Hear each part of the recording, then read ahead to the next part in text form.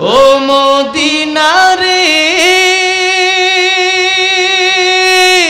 তোর বুকে আমার নবী যার লাগি পাগল সবই যার তরে হইল সৃষ্টি ত্রিভুবন কাঁদি আমি সারাক্ষণে কখন যাব সেখানে সহে না আর পরাণে ও মদিনার মাটি রে সকল সুখ বুঝি তোর কপালে ও মদিনা রে পাখি যদি হতাম আমি উড়ে উড়ে যেতাম আমি থাকতো না মনে কোনো যাতনা দেহে নাই পাখায় আমার সাথে নাই টাকায় আমার কেমনে যাব সেখানে ও মদিনার মাটি রে সকল সুখ বুঝি তোর কপালে। সূরা মুলুকের 2 নম্বর আয়াতে আল্লাহ বলেন الذي خلق الموت والحياة ليبلوكم أيكم أحسن عملا وهو العزيز الغفور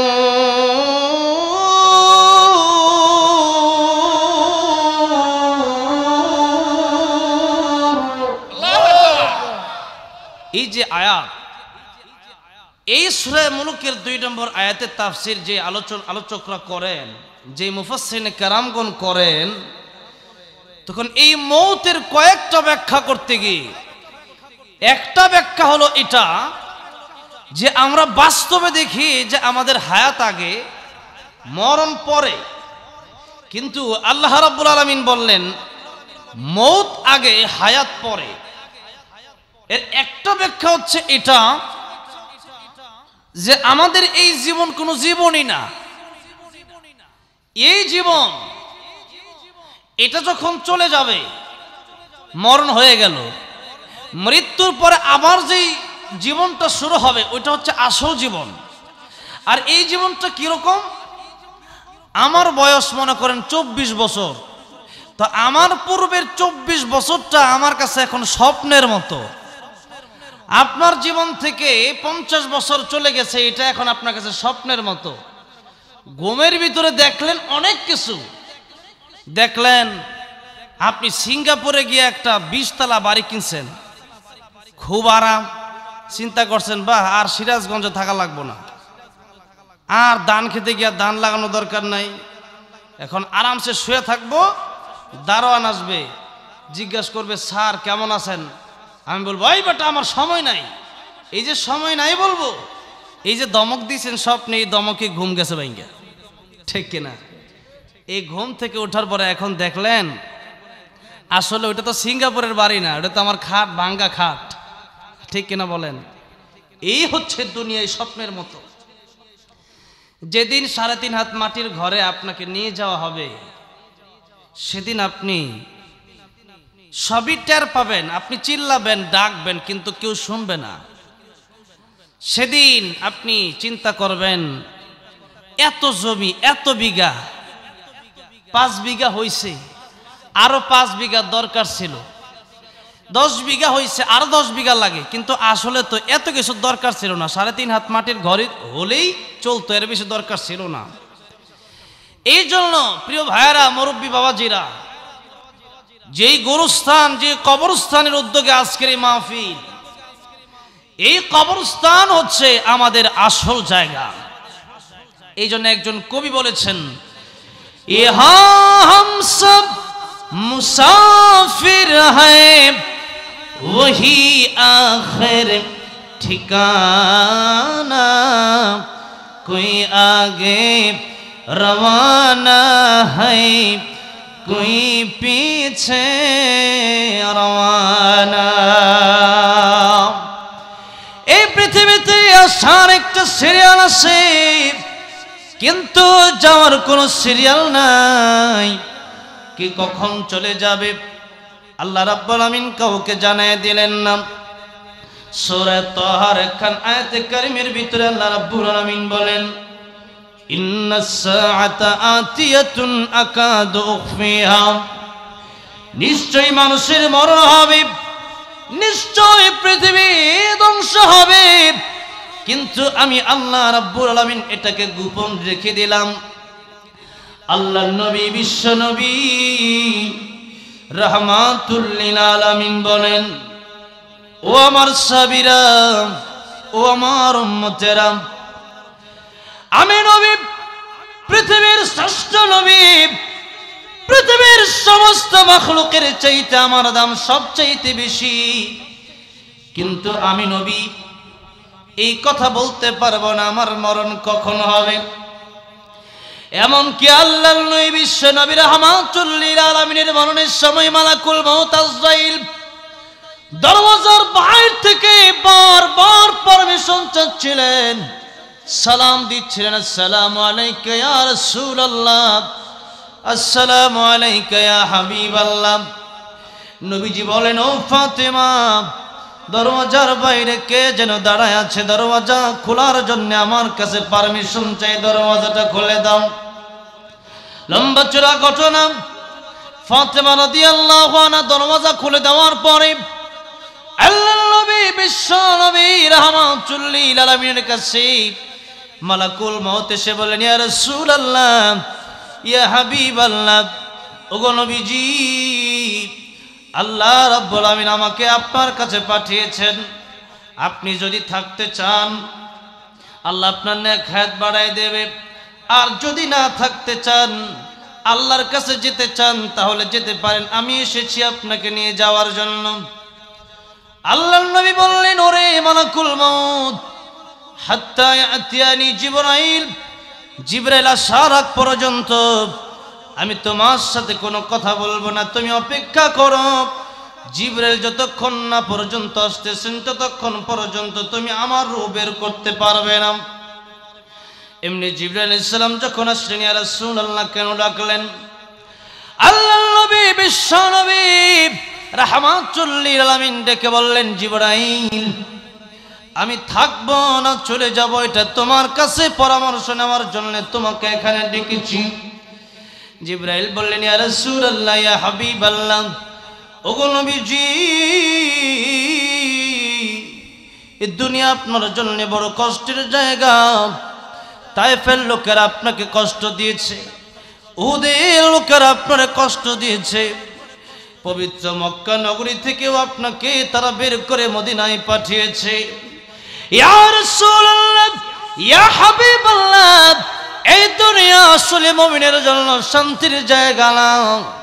আল্লাহর নবী বলেন, দুনিয়া সিজনুল মুমিনি ওয়া জান্নাতুল কাফির, দুনিয়া মুমিনের জন্য জেলখানা, কাফিরের জন্য বালাখানা।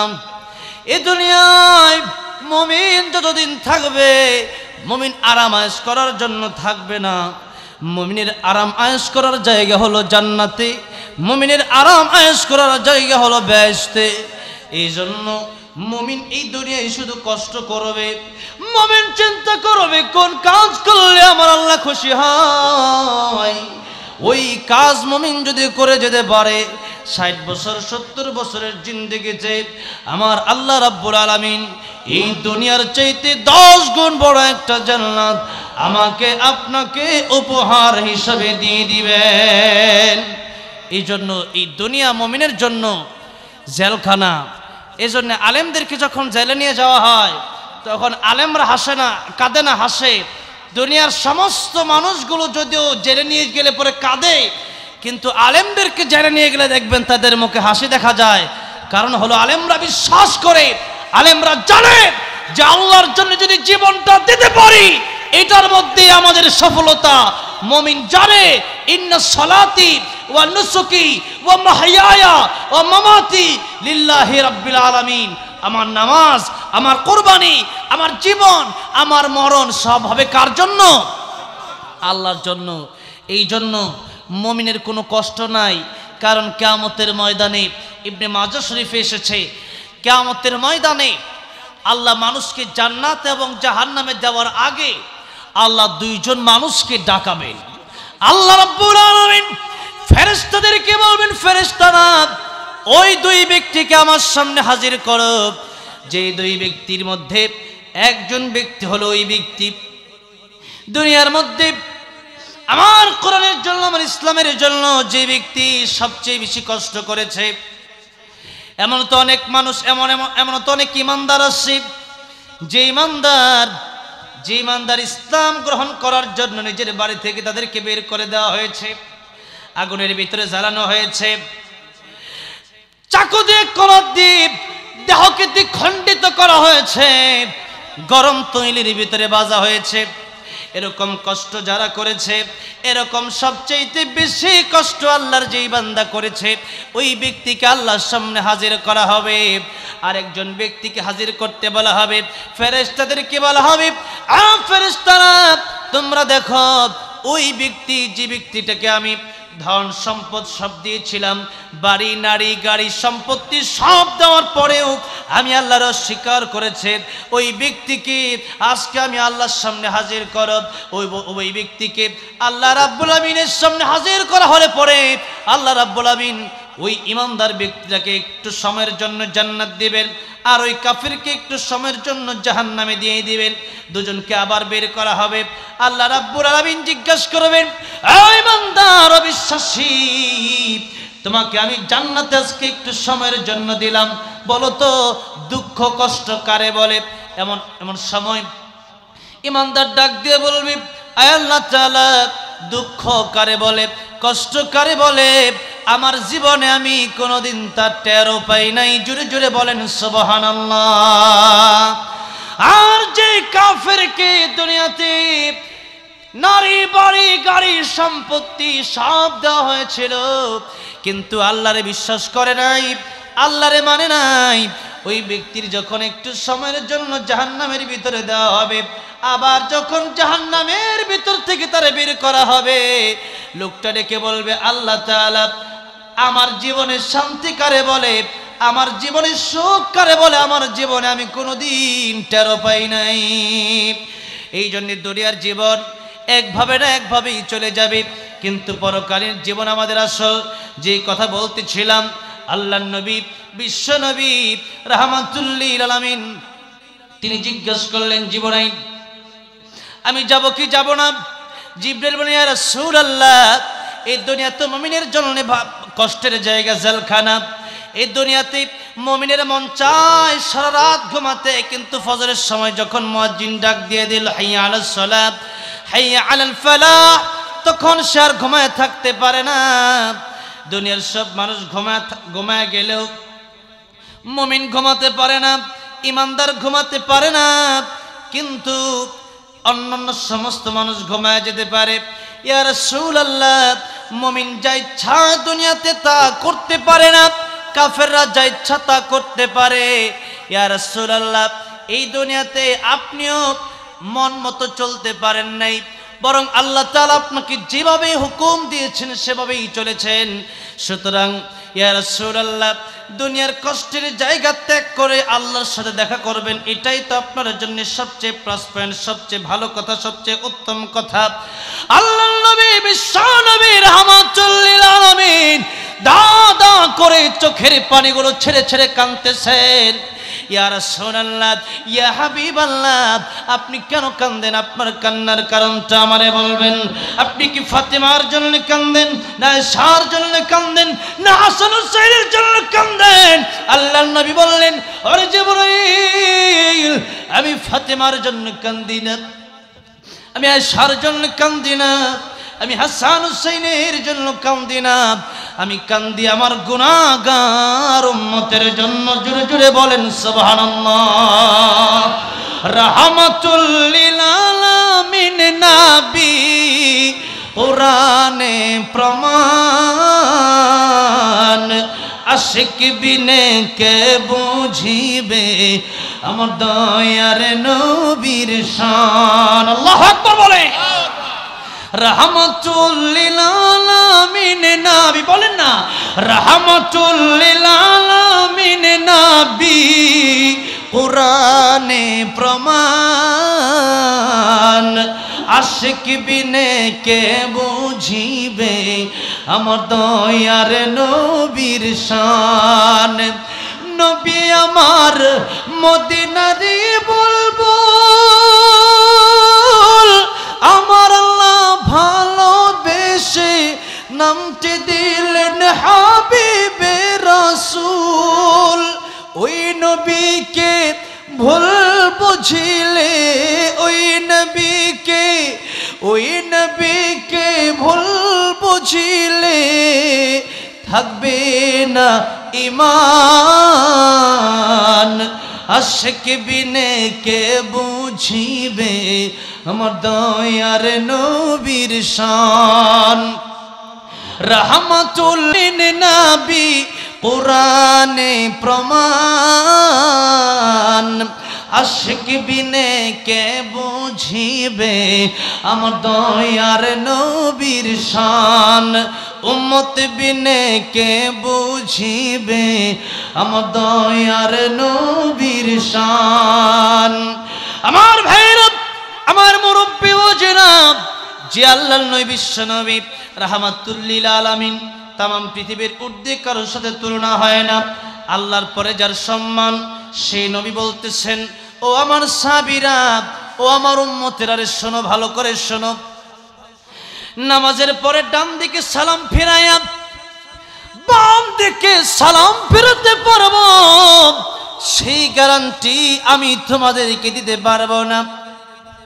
যেই নবীর কাছে মালাকুল মউত আসলেও অনুমতি লাগে, যে নবীর জন্য মালাকুল মউত তাজইল করে সামনে দাঁড়ায় থাকে, সেই নবী যদি এই কথা বলে, আমি নামাজ শেষ করে ডান দিকে সালাম ফিরায়া বাম দিকে সালাম ফিরাতে পারবো, এই গ্যারান্টি আমি নবী দিতে পারবো না। বলেন তো, আমি আর আপনি কি আমার আপনার মৃত্যুর গ্যারান্টি দিতে পারবো নাকি? আমার আপনার জীবনের গ্যারান্টি দিতে পারবো নাকি? এই জন্য কার মরণ কোথায় হবে, কার মরণ কোন জায়গায় হবে, কার মরণ কখন হবে, এটা আমাদের কারো জানা নাই। জোরে বলেন ঠিক না বে ঠিক? আমার মরণ আসিবে কখন কেউ তো জানে না, আমার মরণ আসিবে কখন কেউ তো জানে না। আমি চলে গেলে আমায় তোমরা ভুইলা যায়ও না, আমি মরে গেলে আমায় তোমরা ভুইলা যায়ও না। আমার মরণ আসিবে কখন কেউ তো জানে না, আমার মরণ আসিবে কখন কেউ তো জানে না। কবর মাঝে মা বাবাকে দেখা যাবে না, দেখব যাকে তিনি হলেন শাহে মদিনা। কবর মাঝে মা বাবাকে দেখা যাবে না, দেখব যাকে তিনি হলেন শাহে মদিনা। সেদিন আল্লাহ বিনে অন্য কেহ বন্ধু হবে না, সেদিন আল্লাহ বিনে অন্য কেহ বন্ধু হবে না। আমার মরণ আসিবে কখন কেউ তো জানে না, বলেন না আমার মরণ আসিবে কখন কেউ তো জানে না। আমার মরণ আসিবে কখন, আমি মরে গেলে আমায় তোমরা ভুইলা যাইও না, আমি মরে গেলে আমায় তোমরা ভুইলা যাইও না। আমার মরণ আসিবে কখন কেউ তো জানে না, আমার মরণ আসিবে কখন কেউ তো জানে না। ইদা জাআ আজালুহুম লা ইস্তাখিরুনা সাআতাও ওয়ালা ইস্তাকদিমুন।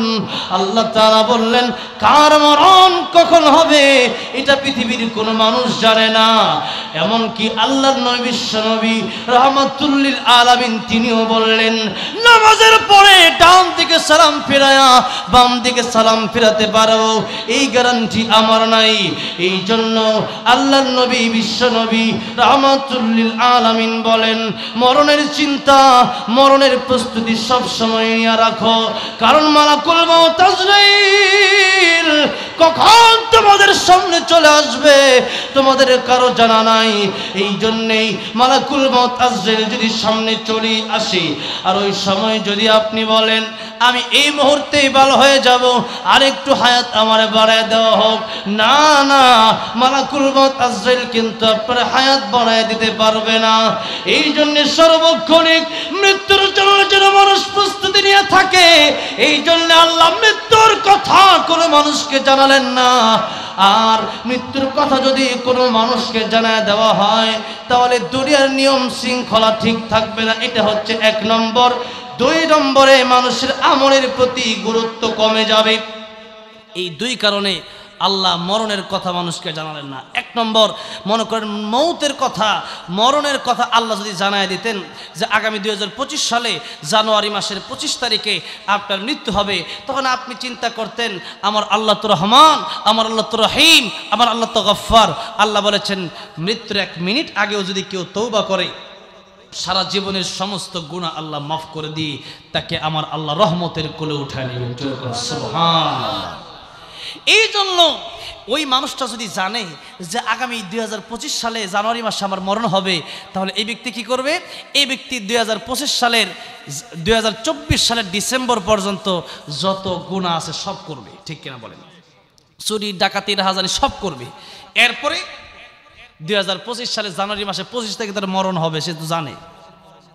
এই জন্য 2025 সালে 1 তারিখে গাট্টি বস্তা নিয়ে একবার দাওয়াতে তাবলীগের জন্য একবার মসজিদের ভিতরে চলে যাবে। সেরকম ঠিক না ঠিক? আল্লাহ এটা ভালো করে জানে। এখন বলেন কিয়ামতের ময়দানে এই যে মিজানের পাল্লা ওজন দেওয়া হবে কি হবে না? হবে। এখন মিজানের পাল্লা যখন ওজন দেওয়া হবে তখন দেখা যাবে 24 সাল পর্যন্ত খালি গুনাহ আর গুনাহ, আর 25 সালের মাত্র 24 দিন শুধু দাওয়াতে তাবলীগের কাজ করছেন বিপদ হইয়া। তাইলে এখন আপনি যে 1 মাস ইবাদত করলেন বা 1 মাসের কিছু কম আর সারা জীবন গুনাহ করলেন, তখন নেক আমলের পাল্লা ভারী হবে না বদ আমলের পাল্লা ভারী হবে? কিয়ামতের ময়দানে যদি আপনার নেক আমলের পাল্লা উকুনের ডিম অনেক বড়, নবীজি বলছেন উকুনের ডিম পরিমাণ যদি নেক আমলের পাল্লা ভারী হয়ে যায় তাহলে আল্লাহ আপনাকে সাথে সাথে বিনা হিসাবে জান্নাত দিয়ে দিবেন। আর যদি উকুনের ডিম পরিমাণ বদ আমলের পাল্লা ভারী হয়ে যায় তাহলে জাহান্নামে যাওয়া লাগবে। এখন সেদিন মানুষ আফসোস করবে। আর একবার যদি সুবহানাল্লাহ বেশি বলতে পারতাম। বাড়িতে বসেছিলাম, বসে তো কোনো কাজ ছিল না, ফেসবুক ইউটিউব নিয়ে ব্যস্ত ছিলাম, তাহলে একবার যদি এতক্ষণে যদি বসে সুবহানাল্লাহ সুবহানাল্লাহ সুবহানাল্লাহ জপতাম, তাহলেও সেই ব্যক্তি আল্লাহ তাআলা আজকে উকুনের ডিম তো একেবারে ছোট, কিন্তু সুবহানাল্লাহ বললে সারা দুনিয়াতে যা কিছু আছে এবং তার চেয়ে বেশি সওয়াব আল্লাহ দান করেন। তাহলে নেক আমলের পাল্লাটা কত ভারী হতো, তাহলে তো আজকে জান্নাতে যাওয়া সহজ হয়ে যেত। এই জন্য সেদিন মানুষ আফসোস করবে। এখন সারা জীবন করলেন গুনাহ আর নেকি করার জন্য 1 মাস তাবলীগে ঢুকলেন, তাহলে দেখা যাবে বদ আমলের পাল্লা কিয়ামতের ময়দানে ভারী হয়ে যাবে। তো এই জন্য আল্লাহ পাক জানালেন না যে কোনো সময় মরণ হয়ে যেতে পারে, সুতরাং যে কোনো সময় মরণের জন্য প্রস্তুতি নিয়ে রাখো। আর আরেকটা কারণ হলো যদি আপনাকে জানায় দেওয়া হয় 2025 সালে আপনার মরণ হবে, তখন সিরাজগঞ্জ রোড দিয়া মেইন রোডে যে গাড়ি চলে ট্রাক বাস, আপনি মেইন রোডে গিয়ে দাঁড়ায় থাকবেন, বাসওয়ালা হরেন দিতে দিতে ক্লান্ত হয়ে যাবে, আপনি কইবেন যে আমি সরবো না। বাসওয়ালা যদি গ্লাসের বাইরে জিগায় এই মিয়া সরেন না কেন, আপনি বলবেন আমি এখানে আছি আমার উপরে যাওগা, কারণ আমার তো এখন মরণ হবে না। যদি আমার মরণই না হয় তাহলে আমার উপরে গিয়ে লেগেই তো হয়, কিন্তু এখন যখন হরেন একটা দিছে একবারে 1 লাফ দিয়া দান খেতে নামছে। কেন? যে চাক্কার তলে পড়লে শেষ, ঠিক কিনা বলেন? এই জন্য দুনিয়াতে তখন র্যাব বলেন, আর্মি বলেন, বিডিআর বলেন, কেউ তখন দুনিয়ার নিয়ম শৃঙ্খলা ঠিক রাখতে পারবে না। কারণ এই মানুষ চিন্তা 2025 সাল আগে মরণই হবে না, এখন 2024 সাল। এখন সে যত গুনাহ আছে, যত বদ কাজ আছে সব করবে। পুলিশ যদি তারে গুলি ধরে একবার মাইর দেবো, হ্যাঁ গুলি আমার মাথাত মাইরা দেবো, আমি তো মরবো না, গুলি মারলেও মরবো না, কারণ আমার আল্লাহ জানাই দিচ্ছে আমার মরণ 2025 সালে হবে। ঠিক কিনা? এই জন্য দুনিয়ার নিয়ম শৃঙ্খলা ঠিক থাকবে না, মানুষের মরণের খবর জানাই দিলে এই জন্য যে কোনো সময় মরণ হয়ে যেতে পারে। মনে করেন সিরাজগঞ্জ রেল স্টেশন আছে না নাই? আছে। এখন কেউ সিরাজগঞ্জ রেল স্টেশনে গেল, সে যাবে ঢাকা, তো মনে করেন রাত 12টায় ট্রেন আসবে, এখন রাত 11:30 বাজে। তো আপনি রেল কোচিংয়ের মাস্টারকে জিজ্ঞাসা করলেন, মাস্টার সাহেব রেলগাড়ি আসবে কয়টায়? মাস্টার সাহেব বলবে কয়টায়, তার কোনো খবর টবর নাই। এখন 12টা বাজে, ট্রেন আসার সময় 12টায়, 12:15 বাজছে, এখনও ট্রেন আসে না। আপনি চিন্তা করলেন কি আর করার, একটু যাই। ট্রেন স্টেশন থেকে 4-5 কিলো দূরে একটা বাজার আছে, আমার এক বন্ধুর বাড়ি আছে, ওখান থেকে একটু ঘুরে আসি, বন্ধুর লোক একটু দেখা করে আসি। এই চিন্তা করে ব্যাগ রাখছেন একটা চায়ের দোকানে, ব্যাগটা রাইখা টিকিট আবার যদি হারায় যায়, টিকিট রাখছেন একটা চাউলের দোকানে রাইখা। এখন আপনি গেছেন বন্ধুর বাড়িতে বেড়ানোর জন্য। বন্ধুর বাড়িতে বেড়ানোর জন্য যাওয়ার পরে এখন বন্ধুর বাড়িতে 4-5 কিলো দূরে ট্রেনের সিগন্যাল শোনা যাইতেছে 12:30টায়। এখন আপনি বন্ধু আপনারা দিচ্ছে যে বন্ধু মিষ্টি খাও, ট্রেন কখন আসে তার কোনো খবর নাই। ও মিষ্টিটা মাত্র কামড় দিবে, এমনি ট্রেনের হরেন শুনছে, যে ট্রেনের হুইসেল শোনা যায়। এমনি চিন্তা করছে বন্ধু ট্রেন তো চলে আসছে, এখন দিছে এক দৌড়। দৌড় দিলে কি হবে? 4-5 কিলো তো আর দৌড় দিয়ে আসা সম্ভব না, গেছে তো আস্তে আস্তে রিক্সায় গেছে, এখন 4-5 কিলো তো আর হেঁটে আসা সম্ভব না। এখন এই লোক চিন্তা করে আমি কই, ব্যাগ কই, টিকিট কই, ট্রেন কই। পড়ছে নি বিপদে? বিপদে পড়ছে। ঠিক তেমনি ভাবে মালাকুল মাউত আজরাইলের গাড়ি যে কোনো সময় চলে আসতে পারে, এখনো চলে আসতে পারে। এই মুহূর্তে আমার জান কবজ হতে পারে। ফিরোজ শাহ একজন শিল্পী ছিল, তার খবরটা আমি জেরত করে আসছি মিরপুরে। এই ফিরোজ শাহ গান গাইতেছিল, 1 মিনিটের নাই ভরসা, সাঙ্গ হবে রং তামাশা, গান গাইতে গাইতে স্টেজেই মরে গেছে। সে কি জানতো যে এটা বলতে বলতে তার মরণ হবে? তাহলে তো সেরকম প্রস্তুতি নিয়েই মরতো, তাহলে ডাক দুল টুল তবলা বাজায় মরতো না। এই জন্য যে কোনো সময় মালাকুল মাউতের গাড়ি আজরাইল চলে আসতে পারে। এই জন্য আমাদের 24টা ঘন্টা মৃত্যুর প্রস্তুতি নিয়ে রাখতে হবে। এরকম না যে আগামী শুক্রবারে ভালো হয়ে যাব, আগামী এই যে রমজান গেছে, আগামী রমজান আসলে পরে ভালো হয়ে যাব। যারা বিয়ে করে নাই, এই যে বিয়েটা কইরেই ভালো হয়ে যাব, সম্পূর্ণ ভুয়া কথা। কে দিছে আপনার এই গ্যারান্টি যে আপনি বিয়ে করতে পারবেন, এরপরে ভালো হইতে পারবেন, এরপরে মরবেন? এই গ্যারান্টি আপনার দিছে কেউ? সুতরাং ভালো হতে হলে আগামী ফজরের সময় থেকেও না, ভালো যদি হতে হয় এই মুহূর্তে এখানে বসে থেকে এখনই তওবা করতে হবে। তওবা মানে হাত ওঠায় আপনি তওবা করলেন, এটার নাম না। তওবা মানে এখন নিয়ত করতে হবে, পিছনে যা গেছে গেছে, মা মাজা মাজা লাইসা বিহিল কাজা, যা গেছে এটা তার পূরণ হবে না। তবে আল্লাহ তওবা করলে যত গুনাহ আছে ওগুলো উল্টা নেক দিয়া পরিবর্তন কইরা, যেখানে গুনাহ লেখা ছিল ওখানে আল্লাহ উল্টা নেক লেখা দিবে। কোন সুবহানাল্লাহ। তো যা গেছে এটা তার ফেরত আসবে না। অনেক মানুষ চিন্তা করছে সারা জীবন গুনাহ করছে, এখনই চালার ওলি হইতে। তো এই কথা বললে হবে না। সারা জীবন গুনাহ আমি আর আপনি কি করব? যে ওমর রাদিয়াল্লাহু আনহু নবীরে মারতে গেছে, চিন্তা করেন অবস্থা কি ছিল। সেই ওমর রাদিয়াল্লাহু আনহু, নবী বলেন আমার পরে যদি কেউ নবী হইতো তাহলে ওমর রাদিয়াল্লাহু আনহু নবী হয়ে যেত। আল্লাহু আকবার। অসংখ্য অগণিত জায়গায় ওমর রাদিয়াল্লাহু আনহুর কথায়, ওমর রাদিয়াল্লাহু আনহুর মতের উপরে আমার আল্লাহ নিজে কোরআন শরীফের আয়াত নাজিল করে দিয়েছে। অথচ সেই ওমর রাদিয়াল্লাহু আনহু 100 উটের লোভে আল্লাহ নবীকে হত্যা করতে গিয়েছিল। সেই ওমর রাদিয়াল্লাহু আনহুর দাম আল্লাহ কত বাড়াইয়া দিলেন। এই জন্য আগে যা করেছেন সেই চিন্তা করে লাভ নাই, এখন সামনে কি করবেন সেই চিন্তা করেন। কত বড় বড় ডাকাত আল্লাহর ওলি হয়ে গেছে, বিশ্বর হাফি রহমতুল্লাহ আলাই একদিন কোরআন শরীফের বিসমিল্লাহির রহমানির রহিম, এই বিসমিল্লাহির রহমানির রহিম পড়ে আছে। চিন্তা করলো আরবি লেখা, কি লেখা এখনো বুঝে নাই, আরবি লেখা। এতটুকু সম্মান করতে গিয়ে রাস্তা থেকে উঠায় নিছে। মাকে বলল, মা এটা কি? মা বলল, এই বিসমিল্লাহির রহমানির রহিম এখানে তোমার আল্লাহর 3টা নাম লেখা আছে। বিশ্বরে হাফি মদ পান করে, মদের আড্ডায় প্রতি রাতে ব্যস্ত থাকে। বিশ্বরে হাফি বললেন, মা আল্লাহর নাম এত দামি, এটা কি করা যায়? আতর লাগায়া খুশবু লাগায় এটার উপরে উঠাইয়া এটার সম্মান করতেছে। স্বপ্ন দেখে কে যেন ডাক দিছে, বিশ্বরে হাফি তুমি আমার নামকে মর্যাদা দিয়ে উপরে উঠাইছো, এতদিন মদ পান করতে পারো, তোমার এই বিসমিল্লাহির রহমানির রহিমকে সম্মান দেওয়ার কারণেই আমি আল্লাহ তোমারে আমার বন্ধু হিসাবে গ্রহণ করে নিলাম। সারা জীবন মদ পান করে একদিন যদি বিসমিল্লাহির রহমানির রহিম একটা লাইনকে সম্মান দেওয়ার কারণে, আল্লাহর 3টা নামকে সম্মান দেওয়ার কারণে আল্লাহ যদি তারে ওলি বানাইতে পারে, তাহলে আমি আর আপনি কি তওবা করলে আমারে আপনারে আমার আল্লাহ ওলি বানাতে পারে না? পারে। ফুজাইল ইবনে আয়াজ রহমতুল্লাহি আলাইহি ওই এলাকার প্রসিদ্ধ ডাকাত, কিন্তু অথচ আমি রহমতুল্লাহ আলাইহি বললাম।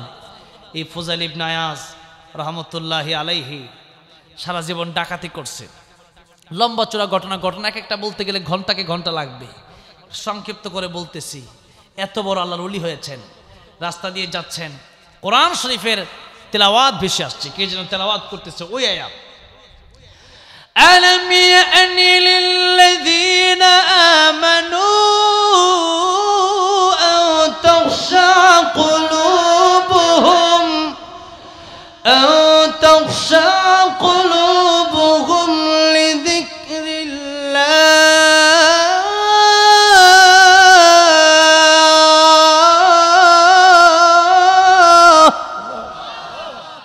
এখনো কি সময় হয় নাই? চুরি বাদ দিয়া, জেনা বাদ দিয়া, ডাকাতি বাদ দিয়া, রাহাজানি বাদ দিয়া, মানুষকে খুন করা বাদ দিয়া আল্লাহর পথে ফিরে আসার সময় কি এখনো হয় নাই? আর কত চুরি করবা, আর কত ডাকাতি করবা, আর কত বদমাইশি করবা? এই কথা যখন তার কানে গেছে, ফুজাইল ইবনে আয়াজ রহমতুল্লাহ আলাইহি ওই কারি সাহেবের দরওয়াজায় এসে নক দিলেন। সারা ডাকাতি করে আসছে, চোখগুলো লাল হয়ে রইছে। নক দিছেন, কারি সাহেব দরওয়াজা খোলেন।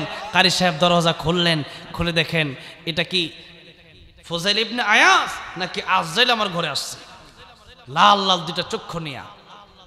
ফুজাইল ইবনে আয়াজ রহমতুল্লাহ আলাইহি বললেন, কারি সাহেব আপনি যে তেলাওয়াতটা করতেছিলেন ওই তেলাওয়াতটা আপনি আবার করেন। কারি সাহেব ভাবলো ওই তেলাওয়াত করলে না জানি আমার চাকু দিয়া ফাড় দেয়। কিন্তু ফুজাইল ইবনে আয়াজ রহমতুল্লাহ আলাইহি বলেন, কারি সাহেব আপনি ভয় পায়েন না, আপনি যে আয়াতটা পড়েছেন আপনি আবার পড়েন। কারি সাহেব আবার তেলাওয়াত শুরু করলো, আলাম ইয়ানি লিল্লাযীনা আমানু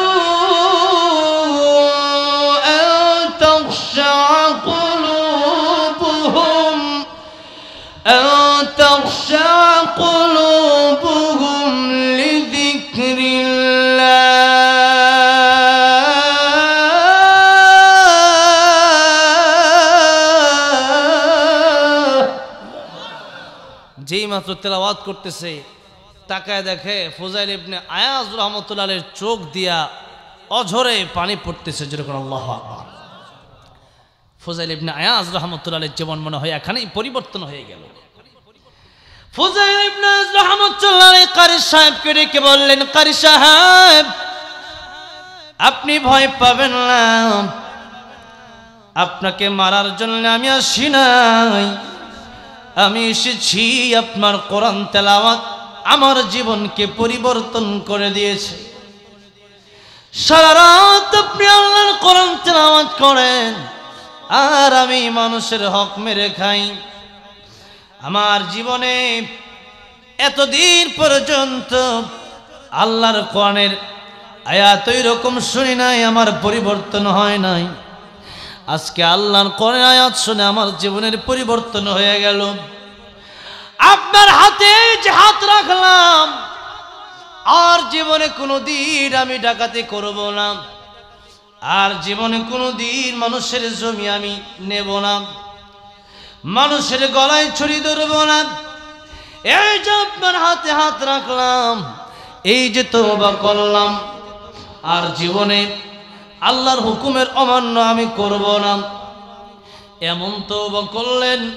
কোরআন শরীফের একটা আয়াত শুনে ওই ফুজাইল ইবনে আয়াজ রাহমাতুল্লাহ আলাইহি, যিনি ছিলেন বিশ্ববিখ্যাত ডাকাত, তিনি আল্লাহর কোরআনের একটা আয়াত শুনে বিশ্ববিখ্যাত আল্লাহর ওলি হিসাবে আল্লাহর কাছে তিনি গ্রহণযোগ্যতা পেয়ে গেলেন। একটা আয়াত শুনে এক রাতের কারণে জীবনের বেশিরভাগ সময় নষ্ট করার পরেও সে ব্যক্তি আল্লাহর ওলি হয়েছে। এমনকি আল্লাহর নবীর কাছে এসেছে, মৃত লাশের সাথে জিনা করে ফেলেছে। নবীজি বললেন, তুমি আল্লাহর কাছে তওবা করো, আল্লাহ তোমাকে মাফ করে দিবেন। জোরে করো সুবহানাল্লাহ। যদি আল্লাহ পাক ওই লোকগুলাকে মাফ করতে পারে, 100 খুন করার পরে যদি আল্লাহ মানুষকে মাফ করতে পারে, বলেন আমাকে আর আপনাকে আল্লাহ মাফ করতে পারে কি পারে না? কিন্তু এখন যদি এমন হয় যে সারা জীবন গুনাহ করছি, এখন আর নামাজ পড়ে লাভ কি? জাহান্নামে তো যাবই, তো ইমানদার তো আমি, একদিন না একদিন তো জান্নাতে যাব।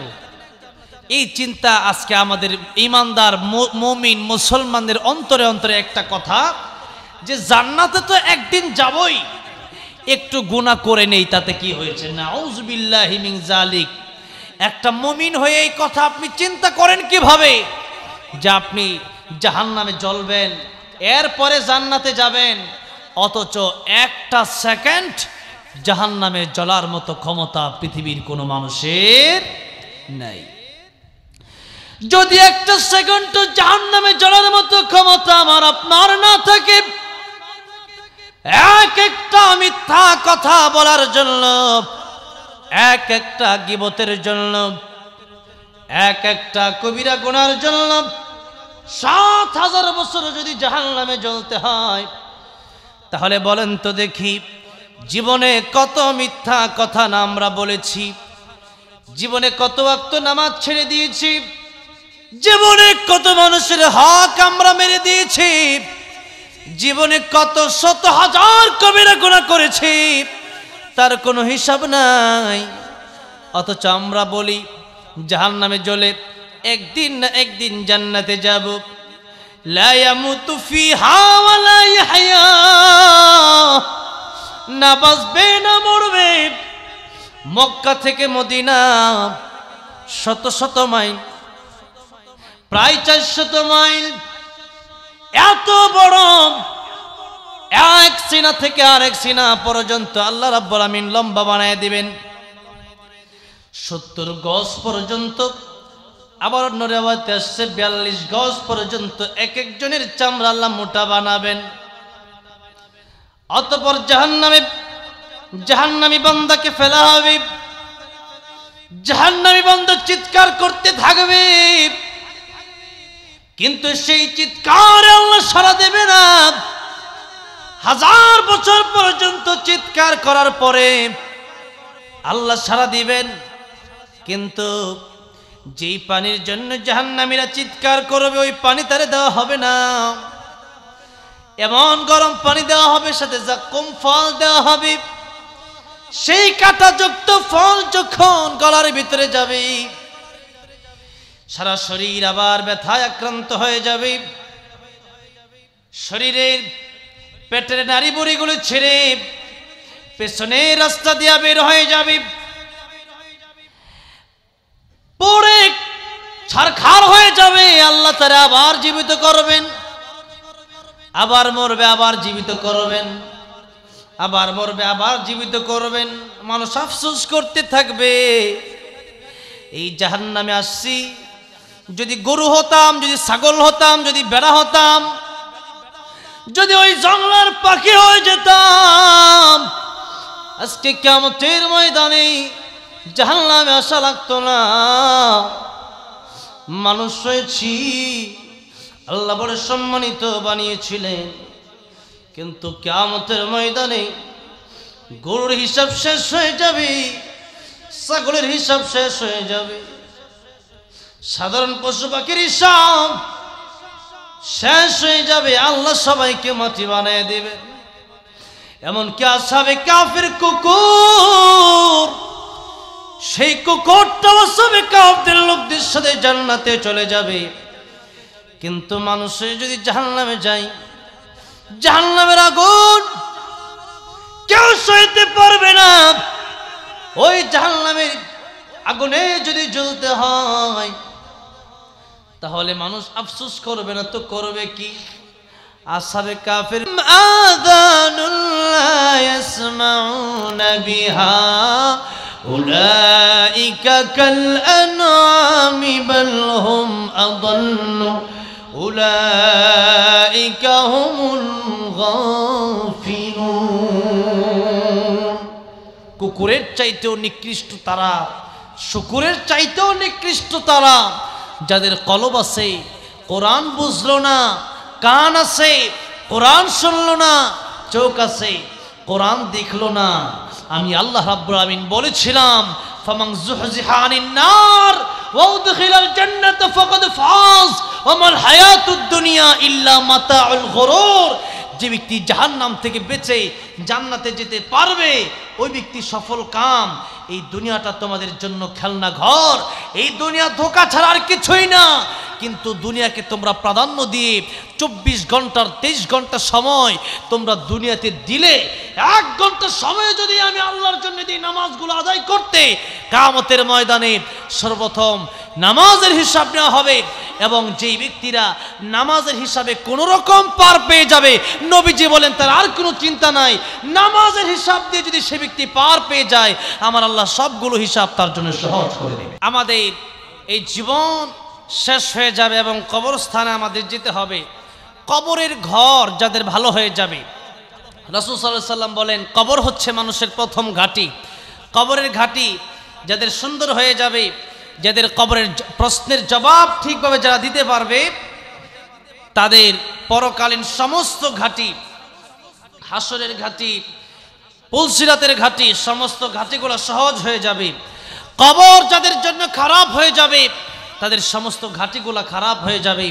এই জন্য কবর, এই কবরের চিন্তা আমরা সর্বক্ষণিক করব, যে আমরা যা কিছুই করি না কেন এই কবরের চিন্তা আমাদের করা লাগবে। বিশেষ করে আজকে ওই রকম কথা আমি বলবো না, তবে একটা কথা বলে দিতে চাই। সে কথাটা হলো, দৈনিক কমপক্ষে 100 বার মরণের কথা আমরা চিন্তা করব। কয় শতবার? 100 বার মরণের কথা চিন্তা করব, যে আমার মৃত্যু আজকেও আসতে পারে। কারণ আমাদের অনেক ছোট ভাইয়েরা মরে গেছে। এরকম ছোট ভাইয়েরা আছে না?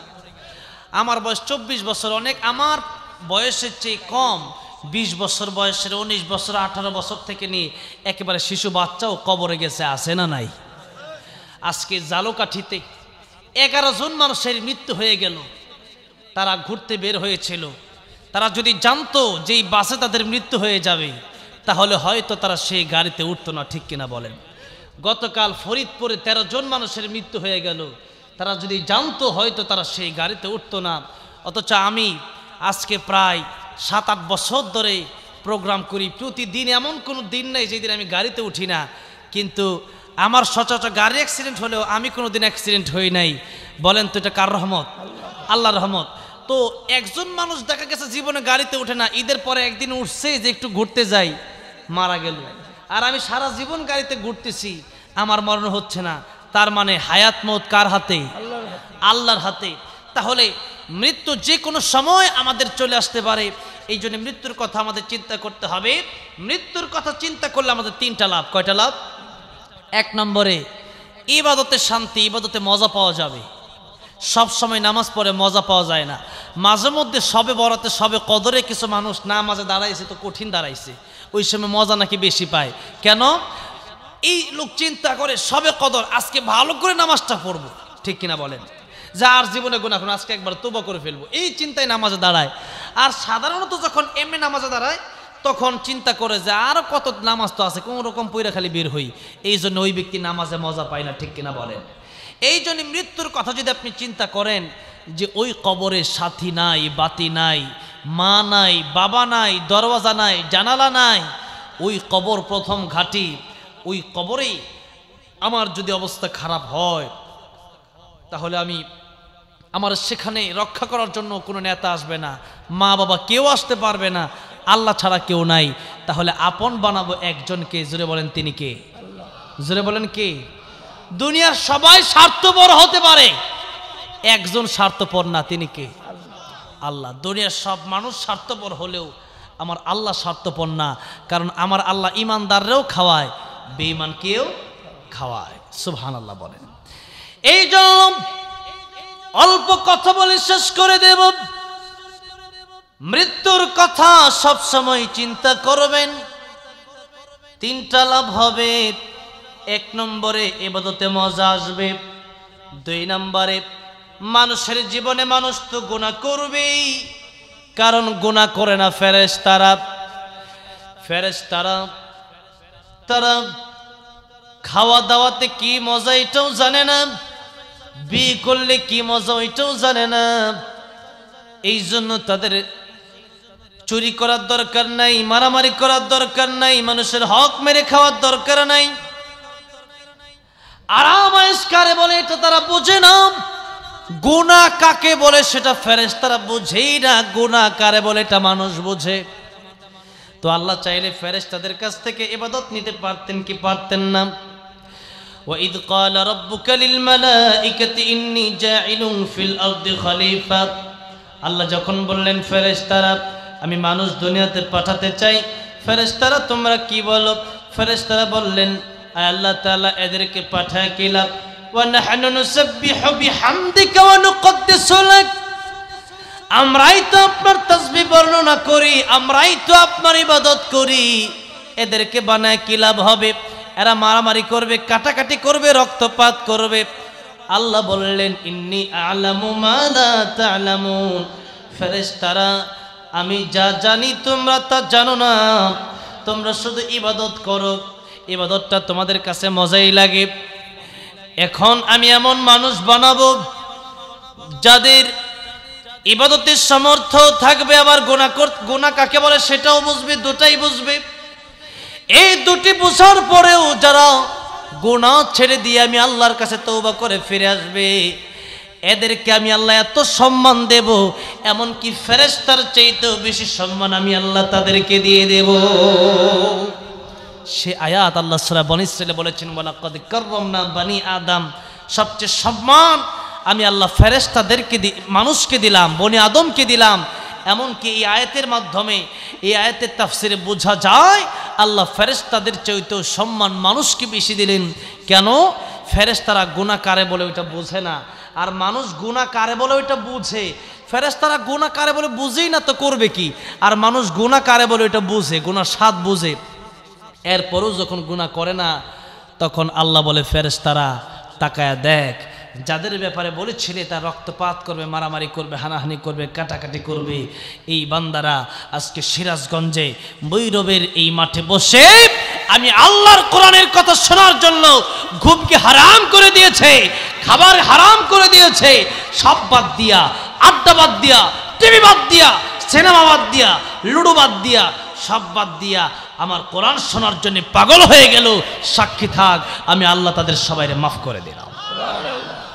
আমার ভাইরা, আমার মুরব্বী বাবাজিরা, এই জন্য মানুষ গুনাহ করবেই, কিন্তু গুনাহ করার পরে মানুষ যদি বুঝে যে আমি যা গুনাহ করছি আমার আল্লাহ তো রহমান, আমার আল্লাহ রহিম, আমার আল্লাহ গফফার, আমার আল্লাহ বলেছেন লা তাকনাতু মির রাহমাতিল্লাহ, আমার রহমত থেকে তুমি নিরাশ হয়ে যাও না, আমি আল্লাহর কাছে ক্ষমা চাই।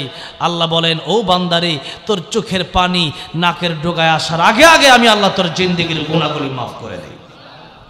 সুতরাং মৃত্যুর কথা আমাদের চিন্তা করতে হবে, এবং মৃত্যুর কথা চিন্তা করেই যা করেছি সামনের জীবনে গুনার কাজ করব না। রাজি আছি না নাই? কারা কারা যদি হাত তুলে দেখাই তো লিল্লাহি তাকবীর, লিল্লাহি তাকবীর। হাত নামান, আল্লাহ প্রত্যেকটা হাত তুমি কবুল করো, জোরে বলেন আমিন। আরেকটা কাজ হলো মৃত্যুর কথা চিন্তা করলে পরে মানুষ অল্পে তুষ্ট থাকতে পারে। কি থাকতে পারে? অল্পে তুষ্ট। রাসূল সাল্লাল্লাহু আলাইহি সাল্লামের আদর্শ হচ্ছে এটা যে মানুষ অল্পে যেন তুষ্ট থাকে। আর যারা অল্পে তুষ্ট থাকবে না, যাদের লোভ হবে, এদেরকে সারা জীবন একটা দুনিয়া নয়, দুইটা দুনিয়া নয়, রাসূল সাল্লাল্লাহু আলাইহি ওয়াসাল্লাম বলেন এরকম অসংখ্য দুনিয়া দিলেও এদের মন ভরবে না যতদিন পর্যন্ত তারা 3.5 হাত মাটির ঘরে না যাবে। এই জন্যে মৃত্যুর কথা চিন্তা করে আজকের মাহফিলে আমরা আল্লাহর কাছে তওবা করব, আল্লাহ যেন আমাদের জিন্দেগির গুনাহগুলি মাফ করে দেয়। এই কবরস্থানে যারা শুয়ে আছে আল্লাহ যেন প্রত্যেকের কবরগুলোকে জান্নাতের বাগান বানায়া দেয়। জুড়ে বলেন আমিন। তার আগে আগে শুধু দোয়া করলেই চলবে না, আমাদের কিছু সহযোগিতাও করার প্রয়োজন আছে না নাই? এখানে যারা আছেন আমি জানি সবার এক সমান সামর্থ্য, সবার এক সমান থাকে না। প্রত্যেকটা এলাকাতেই আল্লাহ কিছু মানুষকে টাকাওয়ালা পয়সাওয়ালা বানায়, আবার কিছু মানুষ গরিব থাকে। তবে সামর্থ্য অনুযায়ী যে ব্যক্তির নাই সে ব্যক্তি 10টা টাকা হলেও দান করবেন। কারণ বেলাল রাদিয়াল্লাহু আনহু সাহাবায়ে কেরামদের ভিতর থেকে অনেক গরিব একজন সাহাবী ছিলেন, হযরতে বেলাল রাদিয়াল্লাহু আনহু। নবী বললেন আনফিক ইয়া বেলাল, বেলাল তোমার কিচ্ছু নাই, যা আছে যদি তোমার 5টা লোকমা থাকে, ভাতের লোকমা 5টা থাকে, তুমি একটা লোকমা আরেকজনকে দান করো। সুবহানাল্লাহ। ইনার মাটি রে সকল সুখ বুঝি তোর কপালে, ও মদিনা রে